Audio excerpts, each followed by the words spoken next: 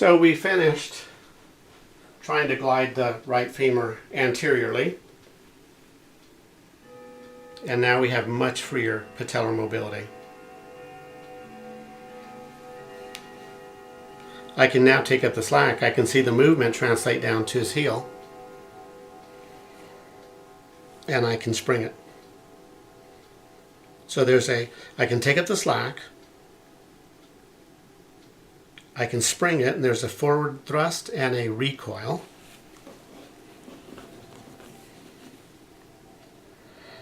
And there's a little bit of anterior glide now through the femur.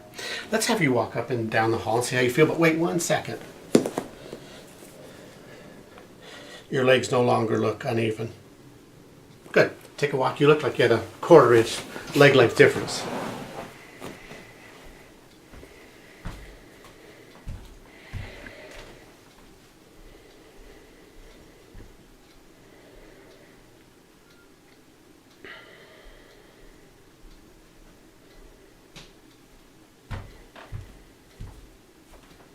Your thoughts?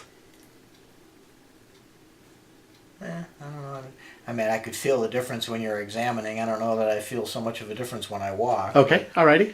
But and then just for grin, squat down and back up.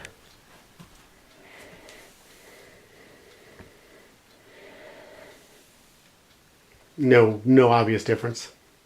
Of course, I didn't squat before. Sure thing. Yeah.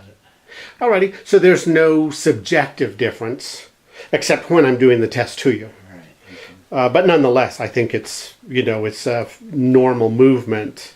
Right. And so I certainly think it's worth the 5 minutes invested. Right. And I think I can feel the difference. And Oh yeah. And it may ultimately alter mechanics a little bit. Yeah. So it's the first time I've ever restored that movement in someone with a total knee. So it's nice to get that on film. Yeah, hopefully you didn't loosen my components. I'll be hearing from you. We'll be in touch. There'll be a lot of letters coming back and forth. My client's an orthopedic surgeon, incidentally. So thanks for letting me do this case study. No problem.